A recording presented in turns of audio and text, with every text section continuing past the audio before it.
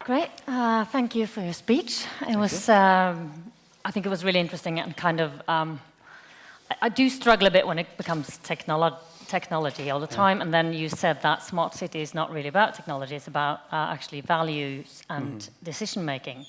And I think what you're touching upon is that it's all about how we use the space of, well, the shared space of our cities, which is really a question that we can all engage in. So let's not just leave it to these, to the difficult terms and the technology. That's part of it, but it's not really the solution. So I'd really like to ask you, Frode, coming from the sort of Norwegian context, to comment a bit on the speech from Philip. How to comment on that? There's one of your buses in there. Yeah, I'm really happy there was a Rute bus, and that it might be a Rute bus in the future. No, I think first of all I get really sweaty and really excited about the future.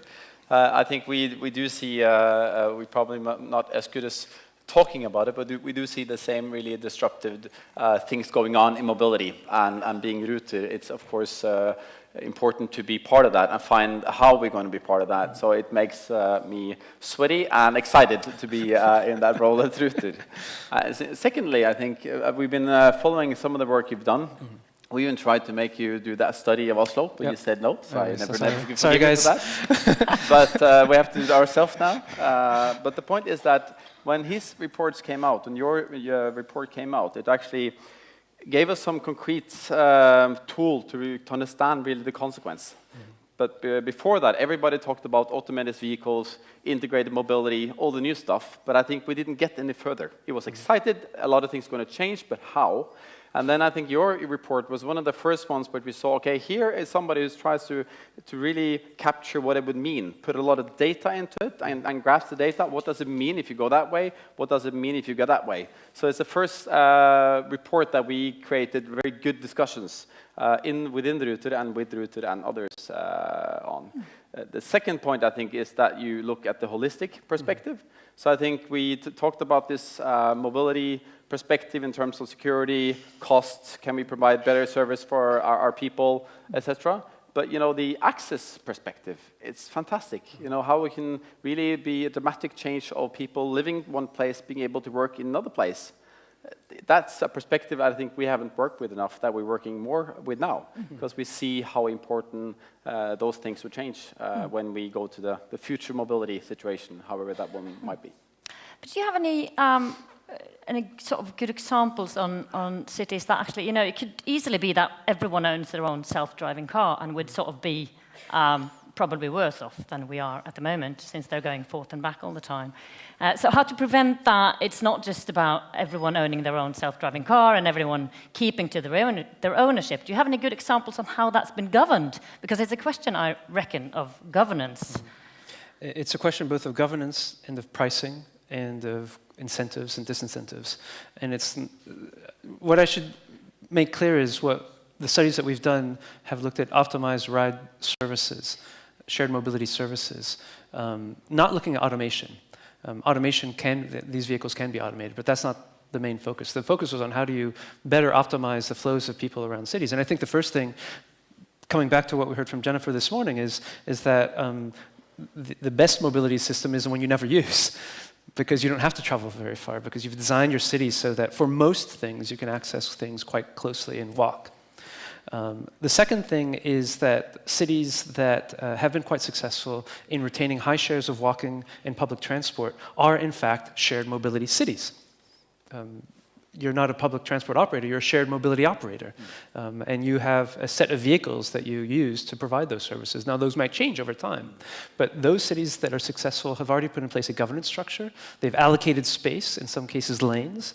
They've created a pricing structure, and they've created the governance systems that go to the whole of the effective metropolitan area to allow the provision of these type of shared mobility services. Now, that's one thing in Oslo where it might be a little hard because you have a number of different counties to think about when you look at integrating these services. But it's not terribly different from what we do now. It's just more and with greater variety and a new way of thinking about the core services, for example, for public transport. And I reckon it's a question of working across sectors, since the authorities are possibly, given to, well, the responsibility lies at different authorities. Here's the bad side of what I just presented, and it comes to that, working across sectors. Think about a city that, like the ones I described, where everyone is moving from door to door using convenient, relatively inexpensive router shared mobility services. What, in essence, has happened is that people have stopped walking. Many people have stopped cycling, and you've created a system where, from a transport perspective, maybe you have a better outcome. But from a societal perspective, you have a worse outcome because we're more sedentary than we are today. And that is a major health challenge, not just in developed countries, but in developing countries. So policy has to have this sort of cross-sector perspective when it comes even to street space, because street space isn't just a space for movement. It's a space for social interaction. It's a space for commerce. But when we only look at the one movement aspect, then we forget all those other things. And if you don't have someone talking to you about that, or you don't have a governance structure that brings that in, then the city loses out. I think it's an extremely important point, and I think we have the same issue here in our region. When we developed the last strategy for Ruter, well, we used the whole document to describe or to answer one question. So how should the increased traffic be taken by public transportation, walking and bicycling? And one of the reasons why we put that holistic perspective, because we don't own anything about bicycling and walking, we just do the public transportation, is because we realized that important to see kind of the green mobility important as a whole. We also did a societal value report like for 4 years ago, and we saw that we created a Ruter at for each kroner invested in Ruter operations, we got 4.5 kroners out of it. But you had 2 red numbers, and one was bicycling.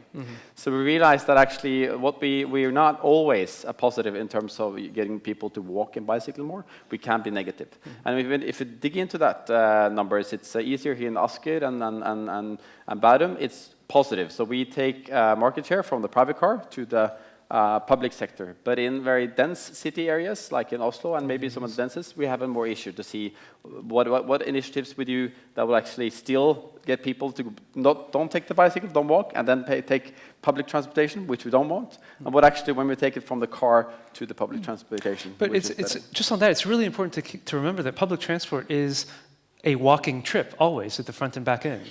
And so we took that indirectly, into account. So indirectly, by using public transport and investing in public transport where it makes sense, you build in walking into everyone's lives. And that's something that when you think about the potential arrival of automated vehicles, especially if they're used only by households, then you take that out.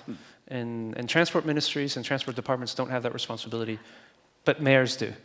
There is a really quite interesting question from the audience here, and I reckon you wouldn't really like to answer it, but you might have to do that, and you can help him. The question is that do you have an experience in how free public transport has actually increased the speed of us getting to a carbon-free society?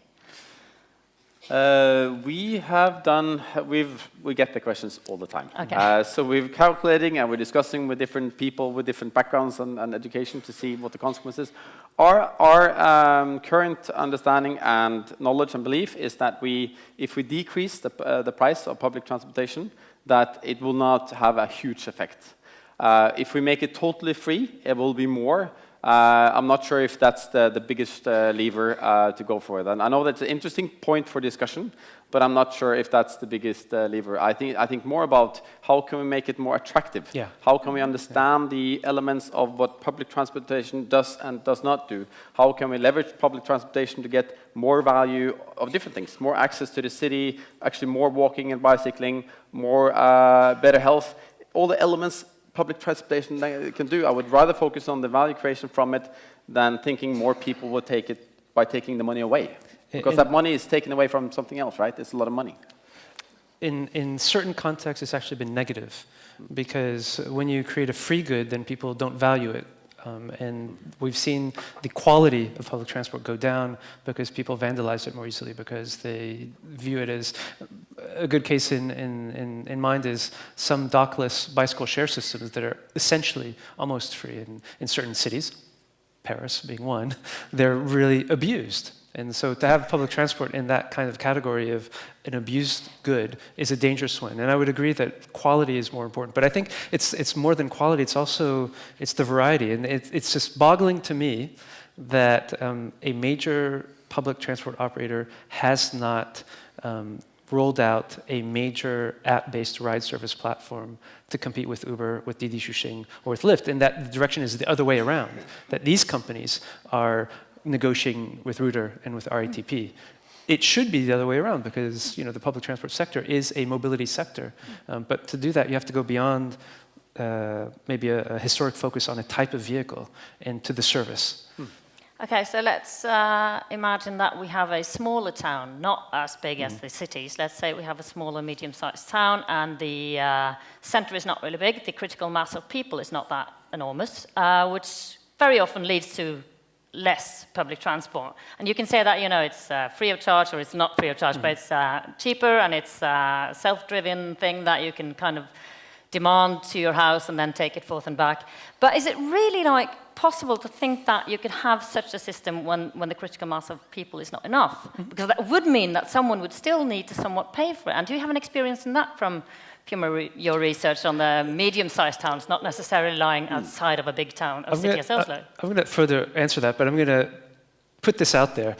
Those trips are probably the ones where you lose the most money in low-density neighborhoods. And I'm sure you'd be happy to find some way to keep those people coming to your core services, but not have to put the capital cost and the labor cost into providing those services. So go. Actually, your map of Helsinki showed that it was kind of increasing in the center, but it wasn't really increasing in the outskirts. What we did see is when we looked at the micro, so the increase of access around the rail stations mainly increased from what it was today. So it's still quite low, but in those cases there's a large use of the smaller shared taxi type vehicles to bring people into a feeder service, if you will, into a main line. And it could be a high capacity bus line or a rail line. I think in the US where there's a lot of a decrease in the amount of public transport available, but a lot of interest in using ride services to supplement public transport. In those small towns, it's as a feeder into public transport that they've really latched onto. So that means you get the question then. Yeah, it's not an easy. That is also not an easy question to answer. But I think what we do really is that to differentiate the question about what's right for the city center of Oslo and what's right for Asker and what's right for Hurdal. Hurdal is a very remote place, and Asker is in between. It's very relevant, and what we actually see that when we talk about combined mobility is what we call it. When we combine public transportation with some other means, so you have a lot of different solutions to go shared rides versus your private car. Then we realize that it actually has more effect probably on the outskirts, like in Asker or outside, than in Oslo. Because it's not that much more space to Oslo. We have to use a lot of those mass public transportation to deal with things, and we have less room for creating flexible solutions on the top. So in that sense, the potential is probably in those areas, and yes, it is a cost to it.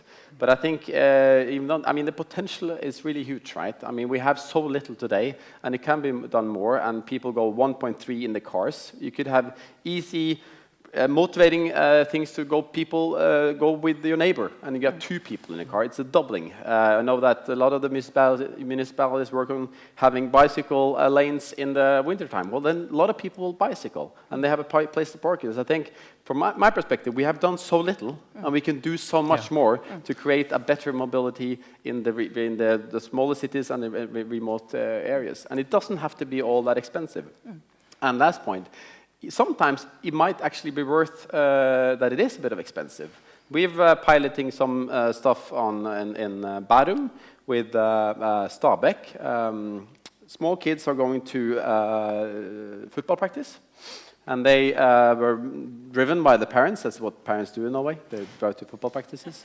So it's and you take 10 buses and replace 124 or something cars, which is the value. It's environmental value. You get freed up space, etc., etc. But when you read the report about that pilot, you also realize that some of those families actually were able to send their kids to the football practice, and they weren't earlier. Yeah. So put the money on that. So if we can really think about what mobility will create for people's life, for the elderly, for the disabled, for the young ones, and for the logistics of the family, then I think we can, if you talk about that value, we can probably even take a bit of cost from the health sector and finance local solutions on mobility. So, and you can build that into, because it doesn't happen in a vacuum. I mean, for example, taking people by bus to football practice. If people are not taking the bus right now and they're driving their car and parking it, it's probably because the parking is quite convenient and free. That's something where cities have a role to play, is to take those values and then to make them real on the street. And we value having people come collectively to this space, and so therefore we will price that below the value or the cost of coming on your own vehicle. Right. I think that there's a question of actually talking about these issues in the way that you're now doing, the examples, and making it sort of concrete. And there is a question of politics and decision-making and values, and possibly also the use of the SDGs, as you talked about. And there is something about changing people's mind. As my dad lived at close to Nesøya, which is sort of on the Brønnøya, and he realized that since you can drive your electric vehicle only with 2 people in it, or you need to be more than 1 in the rush hour, he just realized that his neighbor is taking his au pair with him to work and then sending the au pair back. Train. So it's a kind of a question of changing attitude as well. Okay, thank you guys. Thank you. Thank you. Thanks.